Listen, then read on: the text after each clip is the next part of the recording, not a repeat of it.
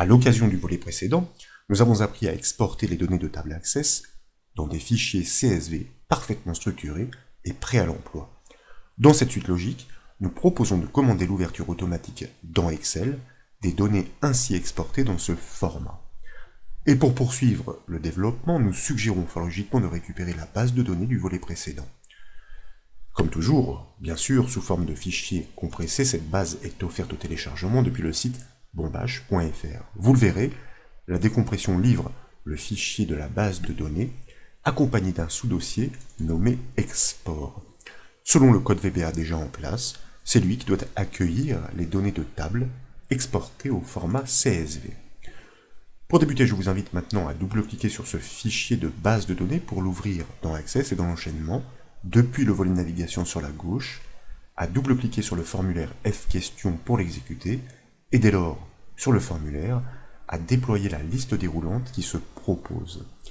Comme vous pouvez le voir, elle offre de choisir parmi l'un des noms de table énumérés dans le volet de navigation. Il s'agit d'anciens questionnaires destinés à une application d'évaluation. Si vous choisissez l'un d'entre eux comme, pourquoi pas, Microsoft Access et que vous cliquez sur le bouton exporter du dessous, eh bien sachez que ces informations sont converties au format CSV et se retrouvent stockées dans le sous-dossier export de l'application pour preuve. Voyez-vous, le sous-dossier était vide jusqu'alors et désormais, nous obtenons bien un fichier CSV qui offre des données parfaitement structurées et exploitables, au détail près qu'il s'agit dans Excel de réajuster quelque peu la largeur des colonnes, mais pour chaque enregistrement, eh bien, les informations de chaque champ sont dispatchées dans des colonnes explicitement différentes. Nous l'avons dit, le code VBA permettant d'exporter les informations de table au format CSV existe déjà. Nous venons de le constater à l'exécution, et nous devons l'enrichir pour qu'il soit en mesure d'ouvrir dans l'enchaînement de l'exportation les fichiers générés dans Excel, de manière à ce que nous n'ayons pas besoin d'ouvrir le sous-dossier pour double-cliquer sur le fichier résultant. Pour procéder, à gauche du ruban accueil, je vous invite maintenant à cliquer sur la flèche du bouton affichage dans les propositions, à choisir le mode création, sur le formulaire en conception, à cliquer sur le bouton exporter pour le sélectionner, et dès lors, à activer l'onglet événements de sa feuille de propriété pour pouvoir cliquer sur le petit bouton associé à son événement au clic. De fait, et comme une procédure événementielle est déjà attachée à ce bouton, nous basculons directement dans l'éditeur VBA Access, plus précisément dans les bornes de la procédure exporter clic. Exporter le nom du bouton, clic et son événement associé. Son code se déclenche donc au clic sur le bouton exporter. Cette procédure se charge de parcourir tous les enregistrements de la table désignée, voyez-vous, avec une boucle do, loop, jusqu'à la fin des enregistrements, until enr.endofFile, EOF, ENR étant notre objet record set, pour piloter les enregistrements, de recomposer les lignes du fichier CSV pour pouvoir les inscrire en mémoire dans un premier temps, et ensuite d'exporter le résultat sur le disque à la fermeture de ce fichier, de cette écriture en mode output, c'est-à-dire en mode écriture. Nous devons enrichir cette procédure, nous l'avons dit, pour proposer l'ouverture automatique de cette exportation CSV dans Excel. Et pour cela, nous avons besoin d'un objet permettant de piloter une instance d'Excel. C'est la raison pour laquelle nous allons nous replacer à la suite, dans un premier temps, dans la partie déclarative. Et là, mot-clé dim, pour procéder à la déclaration de nouvelles variables, je vous propose de nommer la première fExcel pour, ma foi, feuille Excel, que nous allons déclarer comme un objet au sens large, as object. Puis, nous allons déclarer une deuxième variable qui n'est pas dénuée d'intérêt, vous allez le constater, réponse, que nous déclarons comme un entier court, c'est-à-dire un byte. Sa vocation sera de récolter la réponse fournie par l'utilisateur, car à l'issue du traitement, à l'issue de l'exportation, nous allons tout simplement poser la question à l'utilisateur pour savoir s'il souhaite, dans l'enchaînement, ouvrir le fichier CSV résultant dans Excel. S'il répond par oui, nous procéderons à l'ouverture de ce fichier CSV. S'il répond par un non, nous terminerons l'exécution du programme. Cette demande donc doit être réalisée à la fin du traitement, une fois l'exportation terminée, cela va de soi. La fonction VBA MSGBox permet d'afficher une boîte de dialogue avec des boutons à définir. Un clic sur l'un de ces boutons renvoie une valeur numérique différente. C'est cette valeur que nous devons évaluer pour décider de la suite des actions. Donc, une instruction conditionnelle est nécessaire.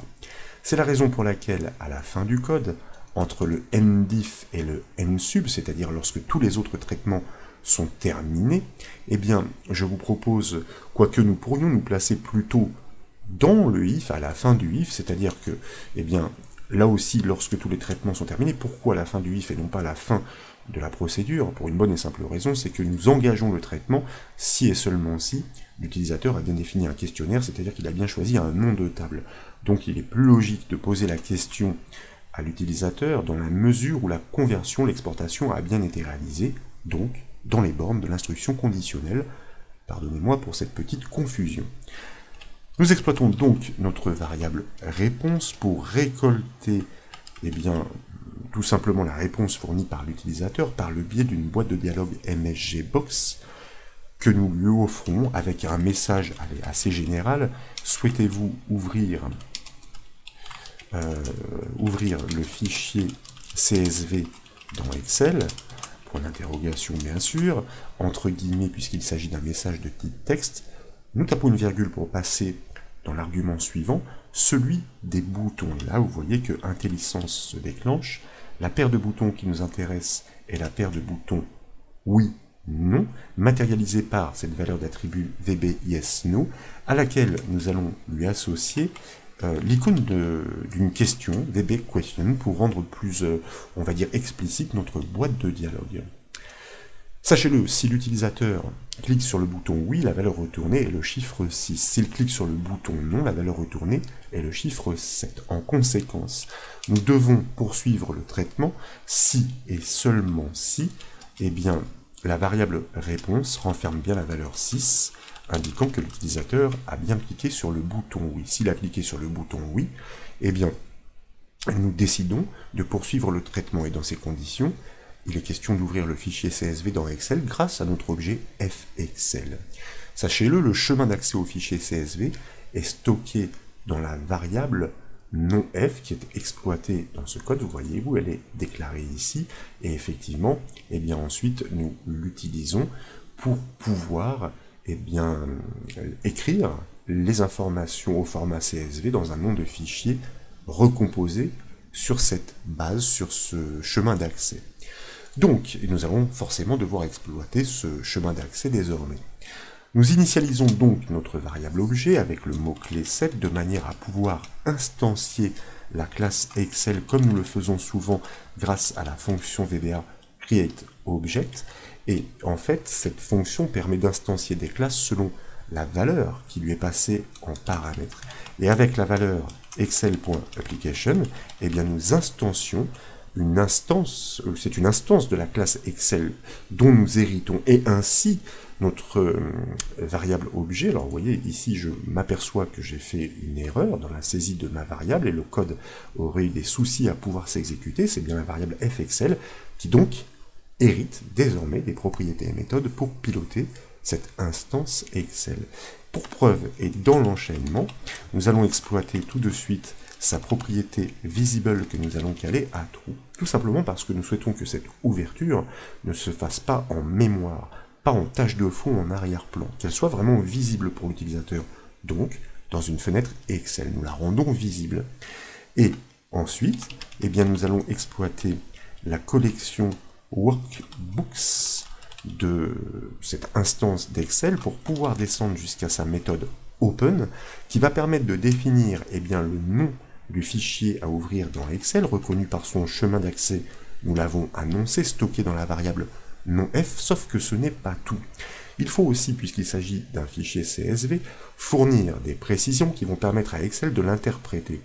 Comme les paramètres de cette méthode open sont nombreux, eh bien, et qu'ils ne sont pas forcément dans l'ordre que nous souhaitons, nous allons directement atteindre les attributs qui nous intéressent en les désignant par leur intitulé, le format que nous réglons sur le chiffre 4 pour désigner, vous pouvez le voir avec l'aide en ligne, que le délimiteur utilisé dans ce fichier CSV et le point-virgule, c'est bien lui que nous avons inscrit pour séparer chaque information de champ, comme vous pouvez le voir ici. Pourtant, ce n'est pas suffisant. Nous devons, en plus de cela, paramétrer l'attribut local que nous désignons directement par son intitulé pour pouvoir y accéder directement et que nous réglons à la valeur true. Tout simplement parce que, par défaut, lorsque nous appelons une instance d'Excel de cette façon-là, la langue qu'il exploite n'est pas la langue du système local. C'est tout simplement l'anglo-saxon, pour lequel le délimiteur par défaut eh bien, est la virgule et non le point-virgule. Pour que notre point-virgule ne soit pas transformé en virgule, eh bien, nous devons régler ce paramètre, cet attribut local, à true. Et puis nous terminons, puisque nous avons fini d'exploiter notre objet fExcel en le réinitialisant à la valeur nothing, comme vous le savez, pour le décharger proprement de la mémoire. Je vous propose d'enregistrer les modifications, de basculer sur le formulaire Access, de l'exécuter avec la touche F5 du clavier, de choisir l'un des questionnaires, par exemple Microsoft Excel, et de cliquer sur le bouton Exporter. La boîte de dialogue de confirmation que nous avons programmée s'interpose. Si vous cliquez sur le bouton Non, le traitement est avorté et plus rien ne se produit. En revanche, si vous recommencez et que vous cliquez sur le bouton Oui, constatez-le, une fois l'exportation CSV terminée, qui est très rapide, eh bien le fichier CSV résultant est automatiquement ouvert dans Excel. Et comme nous le disions, avec des informations parfaitement exploitables au détail près qu'il s'agit de réajuster pour l'œil humain la largeur des colonnes, mais vous remarquez effectivement que pour chaque enregistrement, chaque information de champ, encore une fois, est bien placée dans une colonne explicitement différente. Donc, données prêtes à être interprétées, manipulées par eh bien, notamment les fabuleuses fonctions que propose Excel. J'espère donc que ce nouveau développement VBA Access vous a plu. Si c'est le cas, comme toujours, je compte sur vous pour mettre un petit j'aime à la vidéo. Et comme vous le savez, vous pouvez retrouver toutes les astuces et toutes les formations sur le site bombache.fr. Je vous remercie.